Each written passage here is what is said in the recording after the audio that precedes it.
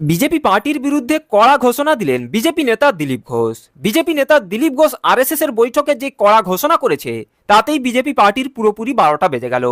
BJP নেতা দিলীপ ঘোষ কি তাহলে বিজেপি পার্টি ছেড়ে তৃণমূল পার্টিতে জয়েন করতে চলেছে? বিজেপি নেতা দিলীপ ঘোষ আরএসএস এর বৈঠকে ঠিক কি কড়া ঘোষণা করলো, তাতে বিজেপি পার্টির কত বড় সর্বনাশ হয়ে গেছে, এই ভিডিওটি ধৈর্য ধরে শেষ পর্যন্ত দেখলেই প্রমাণ পেয়ে যাবেন। এই মুহূর্তে যেটা বড় খবর সেটা হচ্ছে দিলীপ ঘোষকে ডেকে পাঠালো আরএসএস। যে বিতর্ক সৃষ্টি হয়েছিল দীঘার জগন্নাথ মন্দিরের যাওয়াকে কেন্দ্র করে, সেই বিতর্কের মাঝে সবাই প্রশ্ন করছিল যে কেন আরএসএস বিষয়টা নিয়ে গুরুত্ব দিচ্ছে না, কেন চুপ করে বসে আছে আরএসএস। আরএসএস অবশেষে ডেকে পাঠালো দিলীপ ঘোষকে।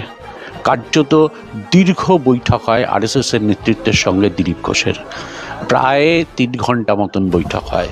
আমরা যতদূর জানতে পেরেছি এই বৈঠকে দিলীপ ঘোষ কেন গেছিলেন তার ব্যাখ্যা যেমনি দিয়েছেন, তাকে যারা কটূক্তি করেছে তাদের পাল্টা কেন তিনি এই কটূক্তি করেছেন সেটারও ব্যাখ্যা দিয়েছেন।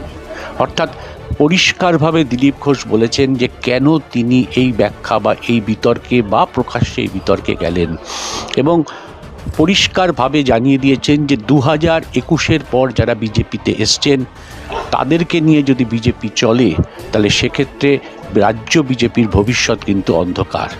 কাকে কাকে ইঙ্গিত করেছেন, পরিষ্কারভাবে কিছু নাম নিয়েছেন, তাদের সম্পর্কে তিনি নির্দিষ্ট কিছু অভিযোগ করেছেন বলে আমরা সূত্র মারফত জানতে পেরেছি।